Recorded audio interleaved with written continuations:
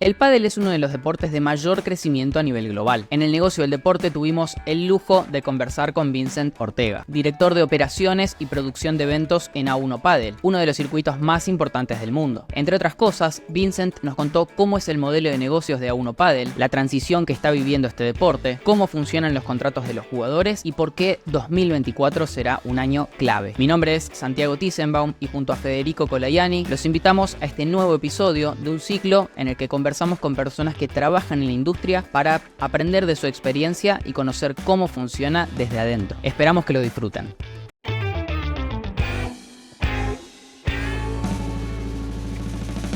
Bueno, Vincent, bienvenido al negocio del deporte, este ciclo de charlas. Para comenzar, me gustaría que me cuentes cuál es tu posición ahora en la industria y que te presentes un poco ante la audiencia, que me cuentes cómo llegaste hasta ahí. Bueno, buenas tardes, Fede, buenas tardes, Santi. Un placer estar acá charlando con ustedes. A ver, un poco mi posición hoy. Yo soy director de operaciones y producción de eventos del circuito A1 Padel, circuitos globales de pádel que da vueltas por el mundo. Yo llegué hace, ya un año casi a A1 Padel por un compañero en común que teníamos con sede en la maestría, por Lorenzo. Empecé un poco de caraduras y si tengo que ser sincero, empecé como relator y comentarista, algo que nunca había hecho. Así me fue, duré bastante poco, duré 2 torneos en los relatos y comentarios. Ahí obviamente pasé a algo que me gustaba un poco más, que era la producción de eventos, algo que me dediqué toda mi vida fuera del deporte, pero obviamente es un área que siempre me dediqué a eso. Teniendo mi empresa en catering de sushi y también en política.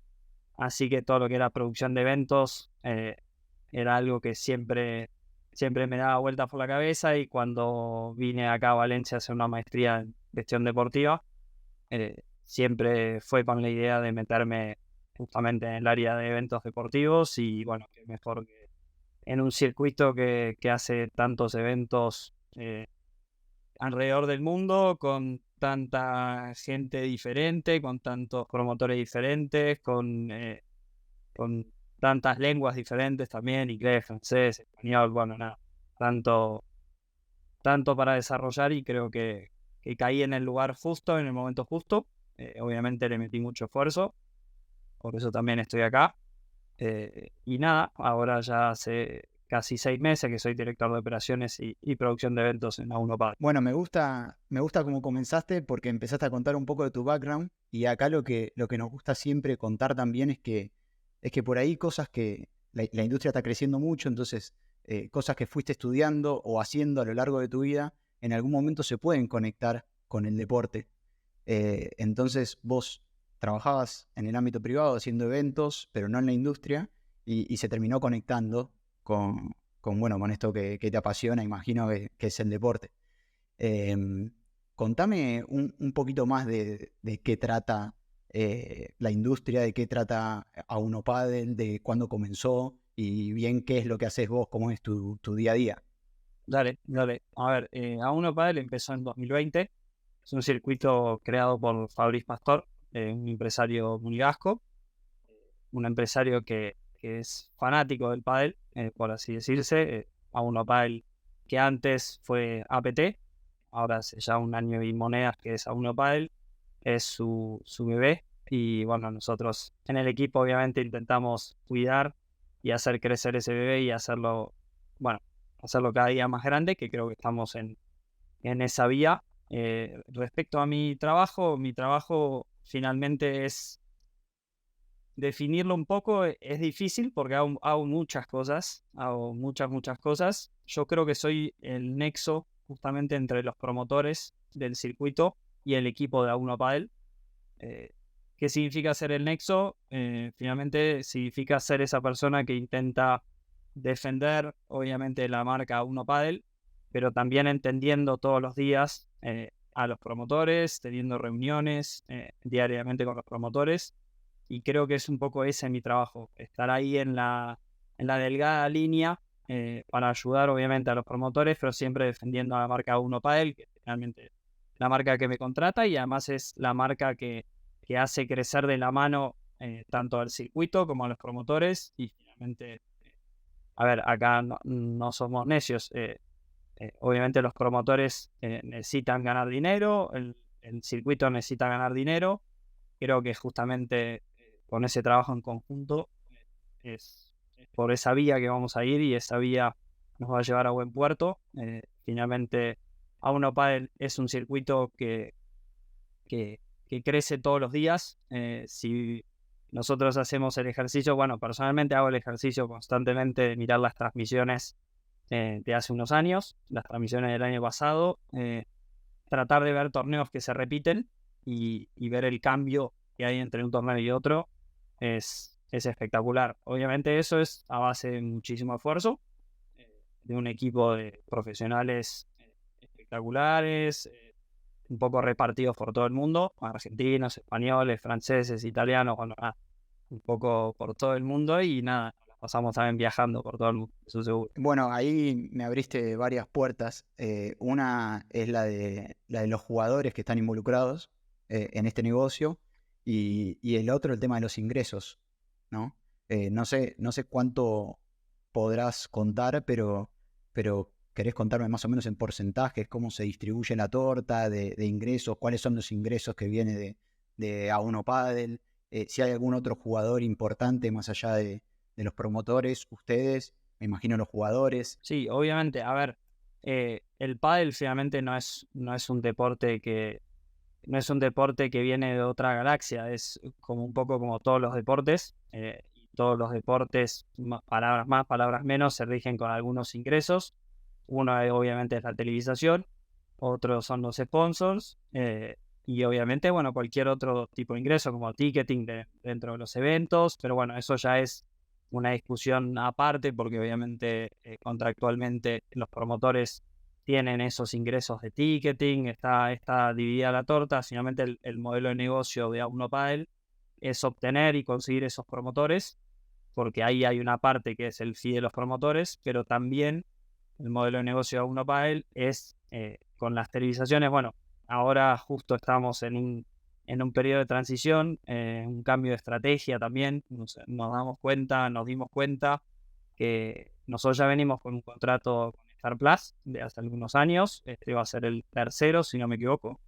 Y este año, a partir de este año, vamos a sumar, bueno, ya anunciamos a Mediaset en España, que finalmente es una bomba, porque es bueno, con sus canales, es un grupo bastante importante.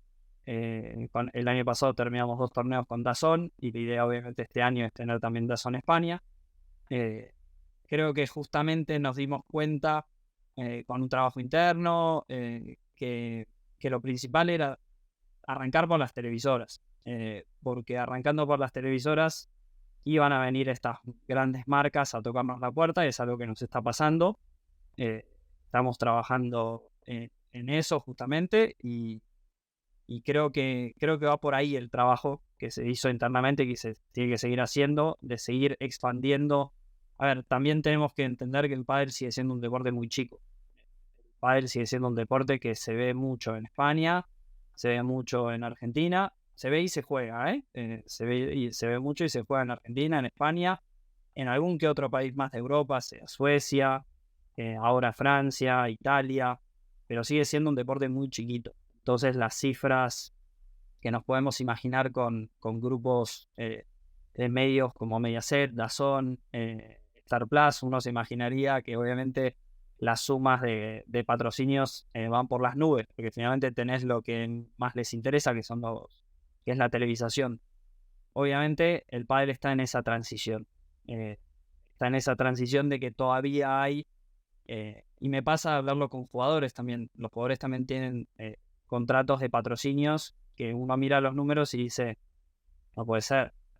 Este chico, por más que sea joven, tiene 70, 80 mil seguidores en Instagram, es un tipo súper profesional, con una imagen espectacular, y no puede ser que del otro lado venga un patrocinio a ofrecerle, vamos a tirar un ejemplo, 1.500 euros al año. Es algo que choca, pero yo creo que en realidad es porque el pádel está en esa transición, de que fue, bueno, sigue siendo un deporte muy chico, pero tuvo un boom grande después de la pandemia. Y ese boom grande fue recién para la gente que lo juega. Entonces, yo creo que ahí tenemos que entender también que no es lo mismo jugarlo que verlo. Son dos discusiones 100% que van por caminos totalmente separados. Obviamente, mientras más gente lo juegue, la gente lo va a ver. Eso está claro. Pero nos ha pasado en Brasil, por ejemplo, de hacerle una pregunta a una chica, a una moza, que estábamos en un restaurante cuando fuimos al torneo de Brasil. Estábamos en un restaurante y obviamente el mejor jugador de la historia brasileña es Pablo Lima. Y le preguntamos si sabía quién era. Jamás de la vida nos supo contestar y esa persona jugaba al pádel. Entonces, yo creo que obviamente el deporte está creciendo, pero creo que todavía hay que meter el pie en el freno, porque creo que se invierte tanto en clubes que se piensa que el número de patrocinio, el número que se invierte en patrocinio tiene que ser similar. Yo creo que va por dos caminos paralelos, pero distintos. Ahí, perdón, Fede, se me ocurren 1000 preguntas, la verdad. Primero, para terminar de entender el modelo de negocios. Entonces, por un lado, A1 Padel, creo que en un punto incluso funciona como la Fórmula 1, si se quiere, en el sentido de que tenés promotores que le compran una licencia a A1 Padel para organizar uno de los torneos. Creo que, no sé, corregime si me equivoco, en 2023 fueron 18 torneos, una cosa así. Y esos promotores a cambio se quedan con la venta de entradas del torneo, pero A1 Padel retiene la televisación y los sponsors. Así sería el modelo. A ver, es palabras más, palabras menos, es así. Sí, obvio, nosotros tenemos promotores que compran la licencia de la marca por X cantidad de años, generalmente son 2-3 años, depende obviamente del tamaño del torneo y el compromiso obviamente del promotor. Realmente nosotros lo que queremos es buscar mediano y largo plazo, entonces siempre vamos a contratos de 2 con una posibilidad de renovar un tercer año. El promotor, ¿qué ingresos tiene a través de ese contrato? El ticketing, puede tener sus propios sponsors, porque obviamente el torneo se tiene que financiar de alguna manera y nosotros los tenemos que acompañar. Nosotros, ¿cómo los acompañamos hoy en día? Con cada vez más acuerdos de televisación. Entonces tenemos cada vez más acuerdos potentes que ellos finalmente les da esa famosa visibilidad que necesita para esas marcas. Obviamente después los acompañamos casi diariamente en reuniones obviamente para armar estrategias de venta de patrocinios, finalmente para entender si el contacto con un patrocinador. A ver, los promotores muchas veces son gente fanático del pádel, pero en otros casos puede suceder que finalmente sea un empresario. Un empresario que lo vea como un evento deportivo, pero en realidad lo ve como una empresa. Y el primer año, obviamente, uno puede entender que en el mejor de los casos, tal vez, a ver, hay promotores que ganan el primer año, pero en el mejor de los casos, tal vez empatás y ya después en el segundo año finalmente es un buen puntapié inicial para el segundo año, ya ahí sí, ganarle obviamente a la inversión que se le hace. No es lo mismo hacer un torneo en Buenos Aires que hacer un torneo en Nueva York, que hacer un torneo en Sevilla, en Cape Town, en Suecia. Finalmente siempre son montos distintos, pero creo que hay cada vez más marcas interesadas, hay cada vez más marcas potentes interesadas. Les sorprendería a las marcas que están tocando a la puerta. Eso es un buen signo. Después obviamente hay que cerrar los contratos, pero están tocando marcas muy importantes a la puerta. Entonces eso es también un signo de que se hacen las cosas bien. Obviamente sí, el modelo de negocio es eso. Nosotros tenemos ese fee por la compra de la licencia y después obviamente los patrocinios y televisación, y en caso de los promotores es entradas, ticketing, food and beverage, todo lo que vendan obviamente, patrocinios y obviamente cualquier negocio que se abra con eso. Y ahí, perdón, la última, Fe, y después seguí tranquilo. El punto clave, o por lo menos un poco con lo que me contás, porque estoy pensando, por ejemplo, en un paralelismo con el circuito de tenis. Más allá de que en cuanto al modelo de negocios, sí hay, me parece, una diferencia clave que tiene que ver con los jugadores y el hecho de que quizás en el pádel hay más de un circuito que sí tiene un cierto nivel de competencia por esos jugadores. ¿Cómo funciona esa parte, el hecho de que un jugador participe de uno u otro evento? A ver, en el pádel profesional, los jugadores tienen un contrato con el circuito, cualquiera sea el circuito. Era World Padel Tour, Premier Padel, A1 Padel, o cualquier circuito que vaya apareciendo. Obviamente eso no quita que puedan ir apareciendo otros circuitos. Entonces, el jugador tiene un contrato con ese circuito.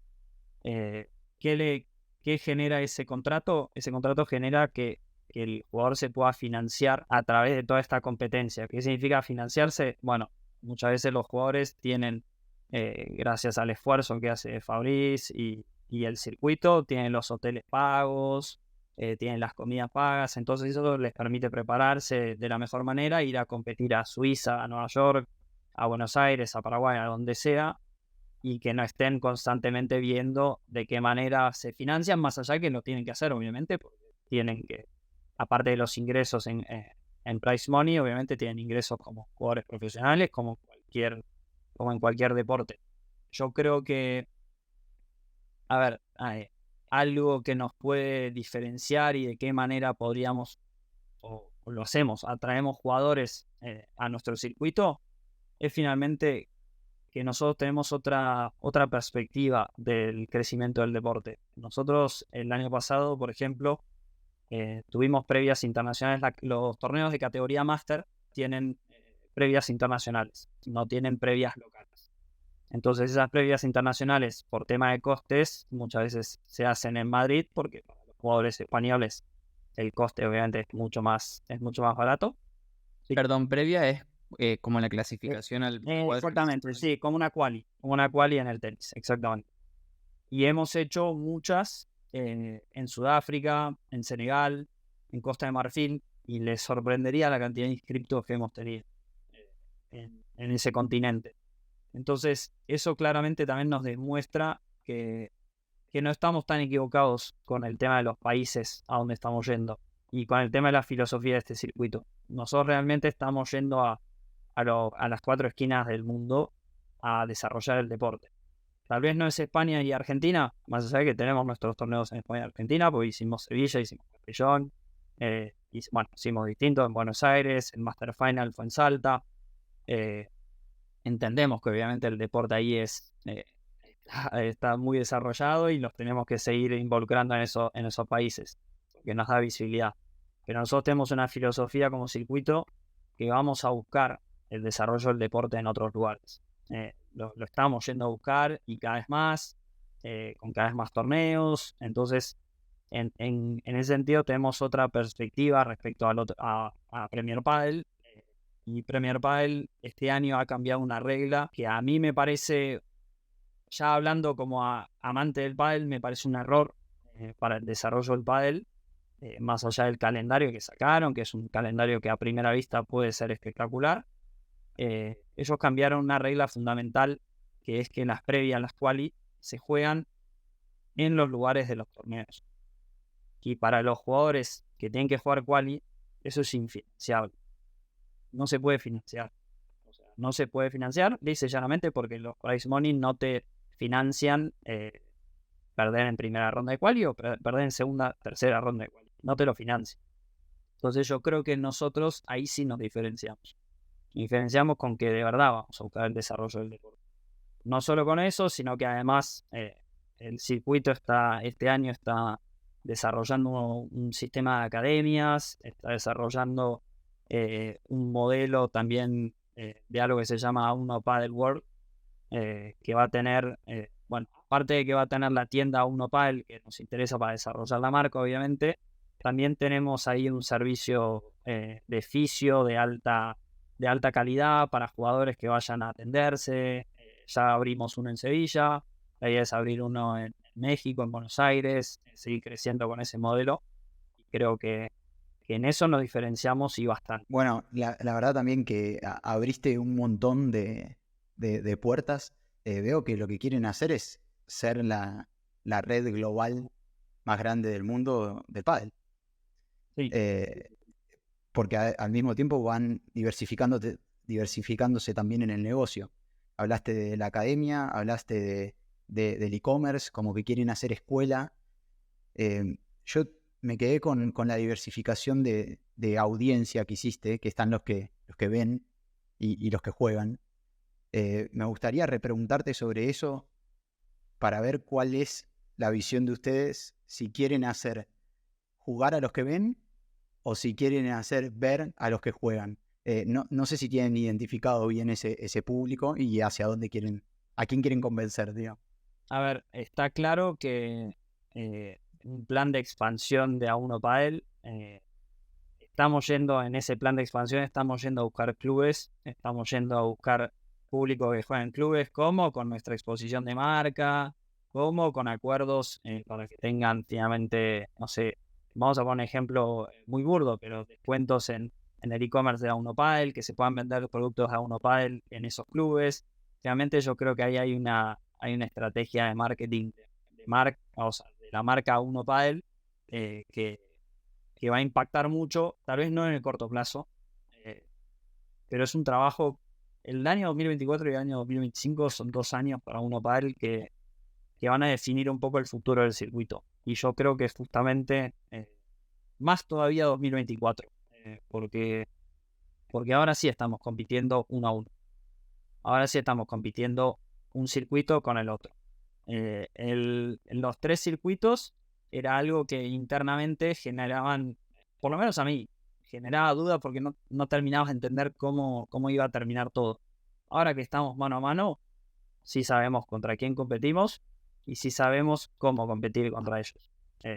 Y entonces, en ese sentido, creo que justamente nuestra estrategia de ir a buscar cada vez más televisoras y abrir cada vez más el producto a A1 Padel. También estamos hablando con Portugal, estamos hablando con Canal Plus de Francia. Creo que ahí está la clave, porque cada vez más gente lo va a poder ver gratuito, pago, el modelo que sea, pero cada vez más gente lo va a poder ver. Y eso para mí, obviamente, también, o sea, con tu pregunta, a las dos, o sea, las dos. Las dos, claro. Me imaginé esa respuesta, sí. Porque tenemos que ir a buscar las dos. De la manera que sea, las tenemos que ir a buscar. Nosotros, por suerte, internamente estamos laburando muy bien, estamos trabajando muy bien para que eso suceda. Somos conscientes del gigante que tenemos al lado. Pero obviamente también somos conscientes de que en A1 Padel hay un equipo de profesionales que no se imaginan. Y además el dueño del circuito, de vuelta, vuelvo a lo primero que dije, es su bebé y lo trata como su bebé. Entonces ahí tenemos una diferencia inmensa también. Que en el equipo A1 Padel hay un montón de cariño por este deporte. Entonces le buscamos la vuelta constantemente. Obviamente no tendremos el presupuesto de Premier Padel, pero sí tenemos el desarrollo, sí tenemos un camino hacia donde queremos ir. No es casualidad que hayamos ido a Sudáfrica, no es casualidad que hayamos ido a Suecia, no es casualidad que vayamos a Centroamérica de vuelta a México e intentemos darle mucho. El año va a arrancar con Puebla, va a arrancar con Ciudad de México, no solo con torneos de A1 Padel, sino con torneos de Fabrice Pastor Cup, que son torneos que permiten desarrollar a jóvenes en esas categorías que tal vez son inferiores y tal vez ayudan también. Siempre es el primer paso para que muchos promotores hagan un torneo y después se animen a hacer el torneo de A1 Padel, porque una Fabrice Pastor Cup obviamente es más económica de organizar y además este año muy probablemente la Fabrice Pastor Cup se transmita en la plataforma de la liga. Son como muchas puertas que están abiertas, que un poco cuando lo mirás un poquito y frenás, te da como un impacto grande, porque en el día a día siempre, bueno, les debe pasar a ustedes siempre también. Cuando estás en el día a día no te das cuenta, pero cuando empezás a hablar con gente de afuera decís, che, el laburo lo estamos haciendo y se está haciendo bien, porque de afuera se ve muy bien. Sí, la verdad que está buenísimo lo que hacen, es hiper ambicioso, creo que está claro igual, está clara la visión, está claro el liderazgo y bueno, hacia dónde van, como dijiste vos, estos próximos años, y está clara la competencia también. Hablamos ya bastante de números y de cómo vienen los ingresos. A mí me gustaría que me hables un poco de quien termina siendo tu socio al fin y al cabo, que es el promotor. Me gustaría que me hables, no sé si tienen pensado abrir nuevos puntos para este próximo año. ¿Cuál sería un promotor ideal? ¿Cuál es el promotor ideal? Que eso tiene que ver con tu trabajo, ¿no? Con cómo desembarcas con la marca en cada una de las locaciones. Y que me cuentes alguna anécdota divertida si tuviste de alguno de todos esos lugares a los que fuiste. Anécdotas hay y muchas, eso seguro. A ver, volviendo a tu pregunta, promotor ideal para mí es el promotor que entiende finalmente que esto es un beneficio para él y es un beneficio para el circuito. Obviamente ese es el promotor ideal. ¿Por qué? Porque desde el minuto 1, si ese promotor entiende que acá vamos, finalmente está el equipo A1 Padel y está el equipo del promotor, pero somos el mismo equipo. Los dos queremos hacer el torneo de A1 Padel, los dos queremos que sea un torneo que lo recuerde la gente que vaya y que se pueda hacer el año siguiente y en 2025. Finalmente ahí no hay ni discusión posible para empezar a hablar. Obviamente después está un poco lo que charlamos antes, está esa realidad de que el promotor también necesita poder hacer rentable su evento. Entonces ahí se entiende también que, a ver, un poco es mi trabajo y un poco a veces me pongo en policía malo, si quieren, por así llamarlo, pero finalmente es mi trabajo. Después, al final de los eventos, no se pueden imaginar la cantidad de abrazos que me he dado con promotores que tal vez durante la semana o previo uno discute, pero porque finalmente yo prefiero discutir y siempre con respeto, obviamente, discutir y que el promotor me discuta, porque después entiendo por qué me disputa. Prefiero un promotor que me venga a chocar y que choquemos constantemente, pero que el evento salga espectacular y después darnos un abrazo. De hecho, es tal vez la frase que más repito cuando llego al lugar del evento. O sea, cuando ya veo que la situación a veces, uno obviamente llega a un lugar, yo viajo un mes antes, 2 meses antes, después viajo 4 o 5 días antes para ayudar en todo lo que es el montaje del evento, la producción del evento. Y durante los montajes, a ver, siempre hay durante los montajes, durante todos los eventos siempre vas a chocar con todo el mundo, sea en deporte, sea en política, sea en... yo cuando tenía mi catering de comida asiática, chocaba con los clientes. ¿Por qué? Porque el cliente necesitaba abaratar los costos o los costes del evento, el político me quería negociar un poco menos de dinero en tal organización de eventos. Es así, los eventos son así, tienen que ser rentables tanto para el promotor como para el circuito. Yo creo que estamos, y obviamente las exigencias del circuito son cada vez mayores. Entonces también hay ese promotor que empezó con unas exigencias y ahora va a otras exigencias. Ahora estamos exigiendo mucho más y este año va a haber videoreferencia, entonces son 4 o 5 cámaras más por todos lados. Hay un montón de cosas que se van sumando año a año y se tienen que adecuar. Obviamente mi trabajo es hacerle entender al promotor eso.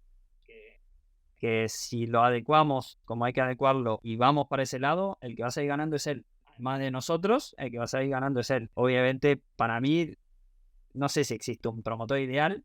Sí me encanta que el promotor me discuta todo. Obviamente llega un momento que me gustaría llegar al lugar del evento y que esté todo armado y que sea todo feliz y yo pueda transitar la semana durmiendo o la semana tranquilo. Obviamente en los eventos se duerme poco, se disfruta mucho porque es muy placentero ver cómo en cada lugar. A ver, el año pasado yo estuve trabajando en Suiza con los suizos, que son muy cuadrados, y 2 días después, bueno, hice un viaje de 1 día y medio en auto, tren, avión, bla, bla, bla, y caí en Tenerife. Y en Tenerife es trabajar con gente totalmente distinta. El español trabaja de una manera completamente distinta. Además, en Tenerife tienen otra cultura, obviamente. Entonces, también lo lindo de este trabajo es adaptarse constantemente a las distintas realidades. Lo mismo en Nueva York. No es lo mismo trabajar con un español que trabajar con un estadounidense. Ahí finalmente uno se tiene que adaptar a eso y creo que es lo más lindo del trabajo. Y anécdotas, con este año podría escribir, no sé si un libro, pero un capítulo de un libro, eso seguro. Me han pasado una cantidad de cosas increíbles, de cosas positivas, cosas no tan positivas, tener que... nunca me voy a olvidar de esta, que se la tengo jurada a ese jugador. Ya nos reímos bastante, pero en Paraguay, sí, en Paraguay, un miércoles, jueves, después de haber dormido muy poco por la organización del evento, a las 5 de la mañana me llamó un jugador, 4 y media, 5 ya había tenido llamadas, no contesté, a las 5 me llamó un jugador, yo habiéndome acostado a las 2 y media, una cosa así, me llamó un jugador para decirme que se había olvidado el cargador en la habitación del hotel y que estaba yendo al aeropuerto, a ver si se lo podía resolver. Sí, se imaginarán a dónde lo mandé. Pero bueno, eso ya directamente es una impedencia, ya al día de hoy me río con él, un canario que me hace reír mucho, pero así en la organización del evento tengo miles, he estado colgado de lugares yo que tengo un claro vértigo, he estado colgado de lugares que si me veo así de abajo para arriba, no lo podría creer, o sea, colgado de 8 o 9 metros, con una lámpara en la boca, el celular en la otra mano, cosas que no sé si en mi sano juicio lo hubiese hecho. Ahí, Fede, le hago la última y después si querés seguí vos, pero ¿qué, qué cosas del año 2023, por ejemplo, más relacionado justamente a la expansión del deporte o lo que quieras comentar, fue lo que más te sorprendió que vos dijiste?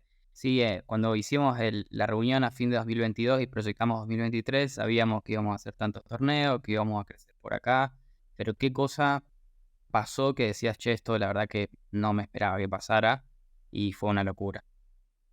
Y a ver, el torneo de Nueva York en el Central Park es un poco, en el momento no me di cuenta. Sinceramente, en el momento no me di cuenta, porque fue un torneo súper complicado, tuvimos lluvia, al ser en el medio del Central Park era como finalmente una pileta el lugar, entonces llovía un poco y ya se inundaba. En el momento no me di cuenta. Ahora, 2, 3 semanitas después de ese torneo dije, hicimos un torneo en Central Park. O sea, no es para cualquiera. Un circuito chiquito, eso no se lo puede bancar. Ahí me di cuenta dónde estaba parado. Ahí realmente me empecé a dar cuenta no sé si de la responsabilidad que tenía, pero sí más que nada de en qué lugar del mundo estaba parado. Finalmente es cuando uno está mucho así, laburando, no se da cuenta, pero finalmente estábamos haciendo un torneo en Central Park que se emitió semifinal y final, se emitió en ESPN en abierto en Argentina. Fue como un poco loco todo eso, pero pude darme cuenta 3 semanas, un mes después, cuando me tocó tal vez descansar 1 o 2 días. Ahí me di cuenta, porque finalmente te vas de Nueva York, te vas a Puebla, es como que no paras nunca. Entonces cuando paras un poco la moto y te bajas un segundo, ahí te das cuenta. Para mí Nueva York es como un antes y un después para el circuito.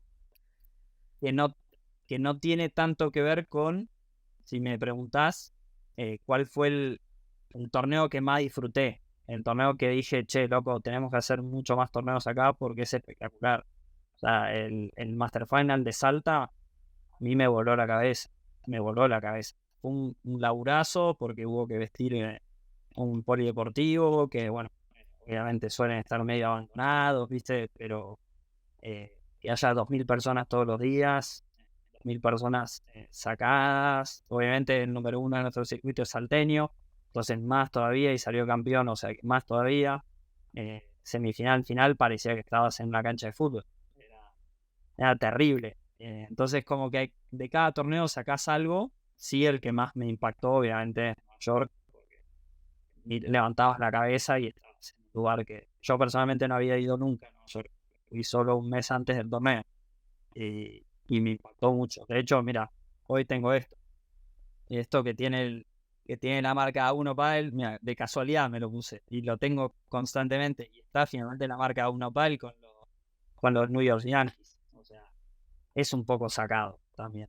Darse cuenta de eso, había productos de A1 Padel en la tienda de los New York Yankees, en el estadio de los New York Yankees, el que no tuve la oportunidad de ir por trabajo, pero cuando paran la pelota es sacado. O sea, es bastante fuerte. La verdad que fuimos recorriendo todo, llevamos más de media hora de charla. A mí me gustaría hacerte algunas un poco más generales para ir terminando y recapitular un poco todo lo que fuimos hablando. Vos al principio contaste que trabajaste en eventos, en política. Entonces, hay veces que me pregunto qué consejo le darías a alguien que quiere empezar a introducirse en la industria del deporte o qué habilidades debería adquirir, si podés decirme algo. A ver, creo que vos lo dijiste al principio de la charla. La industria del deporte se está profesionalizando y un montón. ¿Qué significa eso? Oportunidades. Oportunidades por todos lados. Vemos cada vez más maestrías, vemos cada vez mejor calidad en las maestrías. Yo creo que finalmente, a ver, yo fui deportista.